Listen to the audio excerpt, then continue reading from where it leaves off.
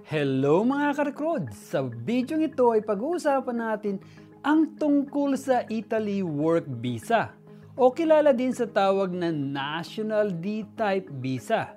Isa itong uri ng long-term visa na magbibigay sa iyo ng makapagtrabaho sa Italy sa loob ng 2 taon. Ang proseso ng Italy Work Visa ay medyo simple kumpara sa ibang mga bansa sa Europa. Sa katunayan, ito ang pinakamadaling work visa na iyong makukuha. Mga ka-recruit, alam niyo bang libo-libong trabaho ang naghihintay sa inyo sa Italy? Nag-aalok ang mga kumpanya dito ng mga trabahong kikita ka ng hanggang 3,500 euro o katumbas na 215,851 pesos at may libreng accommodation pa. May quota din na ipinatutupad ang gobyerno ng Italy at may designated period din sa pag-apply.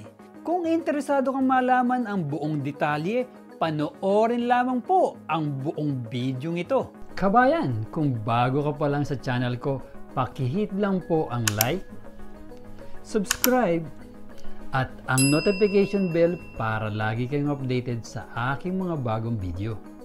Ang Italy ay kilala bilang Land of Ancient Wonders, artistic brilliance at culinary delights. Ang Italy ay nagbibigay ng pagkakataon para sa mga mamamayang nagnanais na magtrabaho at manirahan doon.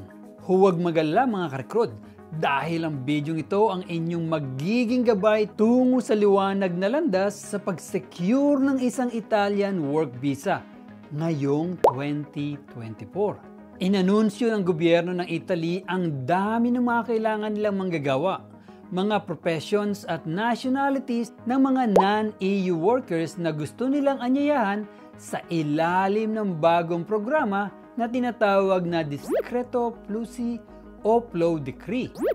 Ang gobyerno ng Italy ay mag-i-issue ng visa at tatanggap lamang ng mga aplikasyon para sa work permits sa mga itinakdang panahon. At nag-set sila ng isang quarter sa loob ng taon upang makapaglabas sila ng 82,105 visas na i-issue sa mga non-EU workers.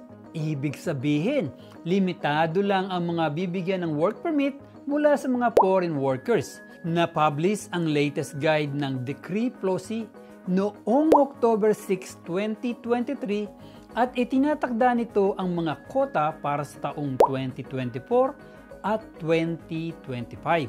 Ang kota for entry sa non-EU ngayong 2024. Ang Italy ay nagtakda ng kabuuang kota na 151,000 foreign workers para sa entry ng mga non-EU citizens ngayong 2024. Mayroong 15,777 para sa mga subordinate relationship work na hindi seasonal, 2,780 para sa mga self-employment, at 385,450 naman para sa mga seasonal worker. Ang gobyerno ng Italy ay nagtakda ng isang quarter upang mag-imbita ng 82,000 na manggagawa mula sa non-EU nationals na manirahan at magtrabaho sa Italy sa mga partikular na trabaho. 44,000 visa ang ibibigay para sa mga industriya gaya ng agrikultura at pati na rin sa turismo. At 39,000 visa naman ang ibibigay sa mga manggagawa ng seasonal work at gayon din sa mga self-employed na manggagawa na nagtatrabaho sa food, transport, and mechanics industry. Ang mga visa na ito ay i-issue lamang between March 27 to December 31 ngayong 2024. Application para sa Decreto Flussi or Flow Decree 2024 can be submitted by Italian employers from January 1, 2024 to March 31, 2024. Application ng non-EU citizen can be submitted from April 1, 2024 to May 31, 2024. Mga nationalities na eligible para sa programa. Ang Ministry of Labor ng Italy kasama ng Ministry of Foreign Affairs ay naglabas ng listahan ng mga partikular na nasyonalidad na maaaring mag-apply sa ilalim ng Discreto Plausi program. Kung pag-uusapan ang non-EU nationalities, hindi nangangahulugan na kahit sino ay maaaring mag-apply. Ngunit meron lamang partikular na nasyonalidad ng mga bansang ito na ngayon lang inanunsyo ang may pagkakataong mag-apply para sa bagong programa ng Italy. Ang bansang maaaring mag-apply sa programa ay ang mga sumusunod, kasama na rito ang Pilipinas. Ito ang mga bansa. Congratulations mga ka-recruit dahil eligible kang mag-apply sa decree program ng Italy. Ito naman ang steps para makapag-apply para sa Italy Work Visa. Ang work permit ng Italy ay kilala bilang nulla extra al laboro. Ang iyong employer ay mag-a-apply on your behalf para sa work permit.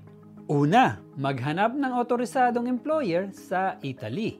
Pangalawa, isumiti ang lahat ng kinakailangang impormasyon at mga dokumento kasama ang recommendation letter. Pangatlo, magbigay ng evidence of travel itinerary, accommodation, and funds. Pang-apat, mag-apply ng work visa sa Italy kasama ng employment offer. Pang-lima, hintayin ang interview call mula sa Italy Embassy. Pagkatapos ng interview ay maghintay para sa PR issuance. Ngayon na may job offer ka na mula sa Italy at naaprubahan na ang iyong work permit, maaari ka na mag-apply para sa Italy Work Visa. Pumunta ng Italy at mag-apply para sa residence permit sa loob ng 8 araw para payagang manatili at magtrabaho sa bansa ng legal. Ito naman ang types ng Italy Work Visa Permits. Ang lahat ng work permits na inisyu ng gobyerno ng Italy ay nagpapahintulot sa mga international candidates na makapasok sa bansa at magsimula ng kanilang trabaho o negosyo dito. For work purposes, maaari kang kumuha ng alinman sa dalawang uri ng work visa permit gaya ng short-term work visas at long-term work visas. Short-term visa. Ang short-term work visa ay valid lamang sa loob ng 3 buwan. Kakailanganin mong umalis ng bansa pagkatapos ng permit na ito. Karaniwang nai-apply ito sa mga seasonal work gaya ng agriculture at tourism. Long-term visa. Sa kabilang banda, ang long-term visa ay tumatagal ng 2 taon. Ang ganitong uri ng visa ay para sa mga highly professional at skilled workers. Itong visa nito ay divided into more subtypes katulad ng mga sumusunod. Seasonal work visa, work visa for researchers and scholars, permanent or temporary employment work visa, tourism or agriculture work visa, paid holidays working visa, athletes work visa, work permits for artists. Para naman sa Schengen visa, ang Schengen visa ay nagpapahintulot sa iyo na manatili sa loob ng 90 days. Ang ganitong uri ng visa ay nagpapahintulot sa iyo na pumasok o lumabas sa bansa ng maraming beses. Extended Schengen visa.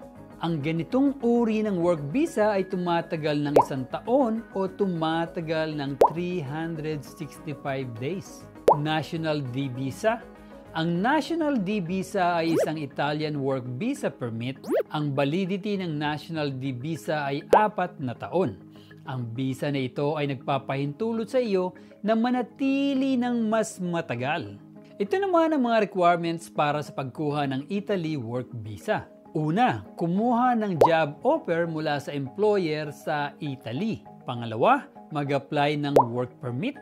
Pangatlo, magsumiti ng work visa application sa Italian Embassy. Pang-apat, kumuha ng job offer mula sa Italian employer. Narito rin ang mga sumusunod na kakailanganin mo bago makapag-apply ng anumang uri ng work visa sa Italy, tulad ng valid passport, complete application form, recent passport size photographs, employment offer, proof of qualification and experience. Ito naman ang mga required documents to support your visa application. Una, copy of your signed work contract. Pangalawa, original copy of your nulla osta, work permit. Pangatlo, completed Italian long stay visa application form. Pang-apat, passport. Pang-lima, proof of accommodation in Italy. Pang-anim, proof of sufficient financial means. Pang-pito, proof of paid visa fee. Pang-walo, diplomas and other certificates. At para naman sa proseso, dokumento at time frame, mga karekrod, pag-usapan naman natin ang proseso ng mga dokumento at time frame na involved sa pagproseso ng iyong work permit. Kaya't ang sino mang gustong mag-migrate sa Italy sa pamamagitan ng programang ito, gustong ma-hire sa kumpanyang kanilang pag-a-applyan, dapat lang nilang isumiti ang mga sumusunod. Ang kanilang CV, ang kanilang proof of address, pati na rin ang kanilang passport copy na valid at least 1.5 year or 6 months. Kailangan nilang ipakita ang kanilang address, gayon din ang kanilang contact details. Ang time frame na involved sa proseso ay umaabot sa 2 hanggang 3 buwan. 1 buwan para sa pagproseso ng iyong work permit, 1 hanggang 2 buwan naman para sa pagproseso ng visa. Paano naman ba mag-apply online para sa Italy work visa ngayong 2024?